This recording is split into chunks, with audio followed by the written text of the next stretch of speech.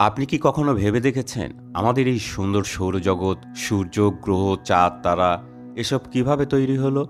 এটি একটি গল্প যা শুরু হয়েছিল প্রায় ৪৬০ কোটি বছর আগে এক বিশাল গ্যাস ও ধূলিকণার মেঘের মধ্যে।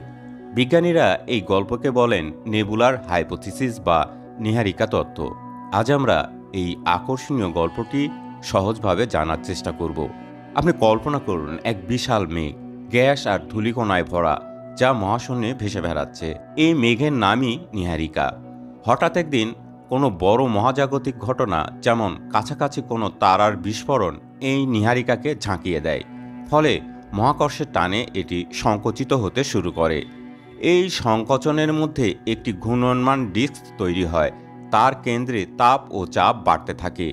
এই কেন্দ্রটি একদিন আমাদের সূর্যে পরিণত হবে। সূর্যের চারপাশে ঘূর্ণয়মান ডিস্কে তখন গ্যাস আর ধূলিকণা একত্রিত হতে শুরু করে। ছোট ছোট কণা পরস্পরের সঙ্গে ধাক্কা খেয়ে বড় হতে থাকে। প্রথমে পাথরের মতো ছোট ছোট টুকরো তৈরি হয়, যাদের বলা হয় প্ল্যানেটেসিমাল।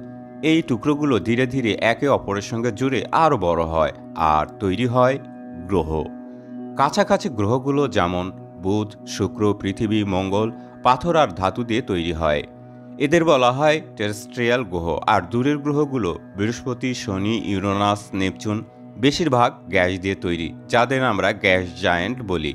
এই প্রক্রিয়ায় শুধু গ্রহ নয়, উপগ্রহ, গ্রহাণু, এমনকি ধূমকেতুও তৈরি হয়। দীর্ঘ সময় ধরে এই সৃষ্টি প্রক্রিয়া চলতে থাকে। সূর্য তার উত্তপ্ত আলোয় জ্বলে ওঠে, সৌরজগতের কেন্দ্রে স্থান নেয়। তার চারপাশে গ্রহগুলো নিজেদের কক্ষপথে ঘুরতে শুরু করে।